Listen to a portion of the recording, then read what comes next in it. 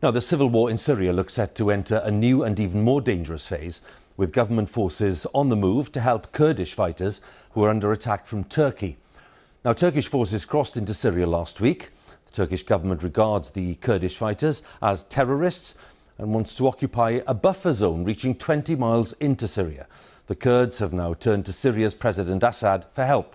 And today, Syrian government forces entered several towns just south of the border, setting up a potentially dangerous confrontation with Turkey. Our international correspondent, Ola Gerin, joins us now from the Turkey-Syria border. Well, within the past half an hour or so, President Trump has announced sanctions on Turkey over its offensive in northern Syria. He accused Ankara of threatening peace, stability and security. Now, his critics would say that he set all of this in motion when he withdrew US observers from positions on the border behind me, paving the way for the Turkish invasion. Earlier today, President Erdogan of Turkey said his operation would continue until what he called the ultimate victory was achieved, and his troops are moving towards the border again tonight.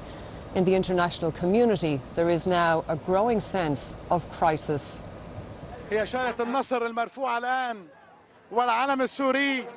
Rolling in to a hero's welcome.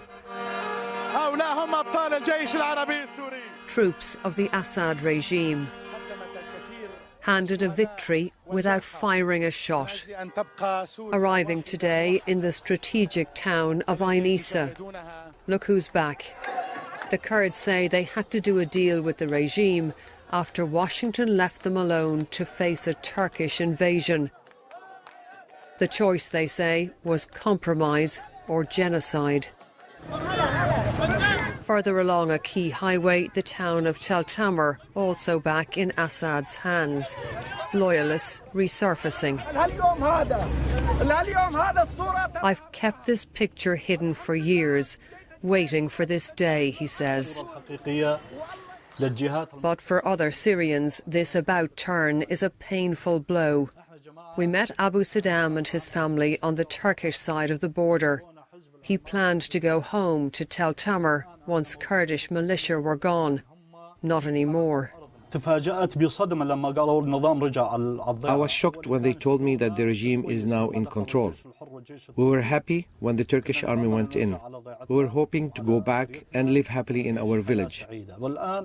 No one can go back with the regime there. His young relative Mohammed wants to study medicine in the UK. He can't see a future in his homeland. I think this idea is impossible because I think the Syrian war is endless.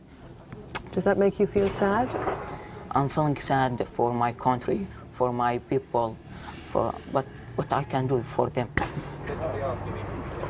And this is the latest phase in the endless war.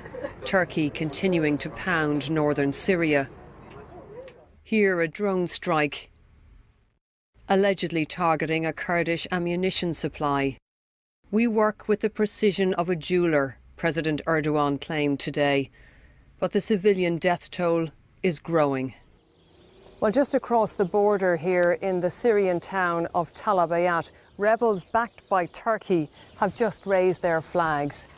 In less than a week here, President Erdogan has created a dangerous new reality. Northeastern Syria is now a battleground, and the balance of power is shifting. American troops are pulling out. Syrian troops are moving in. The Turkish leader is unrepentant. And what of Islamic State prisoners being held by the Kurds? Turkey claims it found an empty prison in Talabayad. It's accusing the Kurds of setting IS detainees free to create chaos. But Turkey has opened the door to a dangerous escalation here. And there are fears the situation could move rapidly out of control. Orla Gerin, BBC News, on the Turkey-Syria border. Meanwhile, 3 young children believed to be British who featured in our reporting yesterday are safe following the Turkish airstrikes, according to the charity Save the Children. Their parents are thought to have died fighting for the Islamic State group. Our Middle East correspondent, Quentin Somerville, met the children in the camp and discovered they'd been taken to safety. Let's talk to Quentin now. I suppose the question is, Quentin, where are they and what's happening to them? Well, Hugh, Amira, Hiba and Hamza were really plucked out of the fire right at the very last minute. Just as the camp they were in was about to be overwhelmed by Turkish forces, the UN got in there, extracted the children.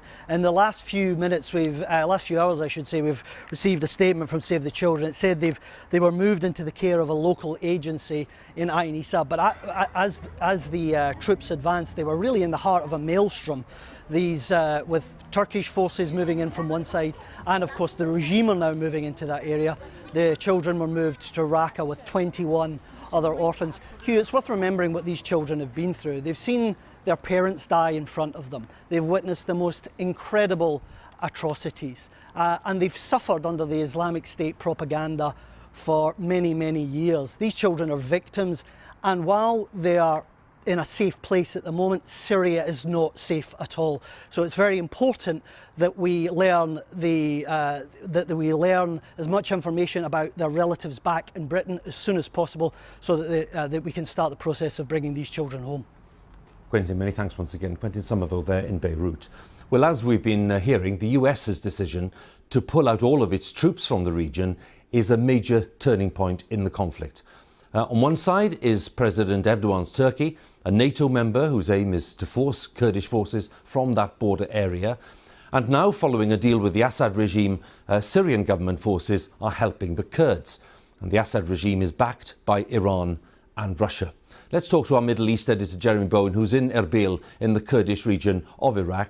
How significant a moment could this turn out to be, Jeremy? You know, it's been a really significant 7 days, only that time since that first announcement by President Trump that he was going to pull out American soldiers. And in that 7 days, the war map of Syria has been transformed. The Americans have dumped their allies, the Syrian Kurds. But as well as that, there have been big new opportunities for the Turks, for the regime, of course, in Damascus and its backers, Russia and Iran, and as well as that, the jihadists of Islamic State. Now, they want to reconstitute their organization, and they see loads of new opportunities to do it right now. They've announced there's going to be a new campaign of violence, of killing, right across Syria, and they may want to try and bust some of their fighters out of the jails where the Kurds, who are now at a low ebb, are holding them. Now, European countries, very concerned about this. They've asked the Turks to stop their operation. Now, when the troubles of the Middle East come knocking on European doors, their leaders tend to get a bit rattled. And I think the nightmare scenario they have now is that somehow the forces of the regime backed by Russia will end up facing off with NATO forces from Turkey. That's a big, big worry for a lot of them. Now, the last thing really is that this has been a big turning point in Syria's catastrophe. It may make the end game a little bit simpler with the Kurds and the Americans out of the picture, but really that leaves President Assad, his backers, the Russians and the Iranians to do what they need to do to further solidify their victory in this war. Jeremy, once again, thanks a lot. Jeremy Bowen, our Middle East editor in Erbil.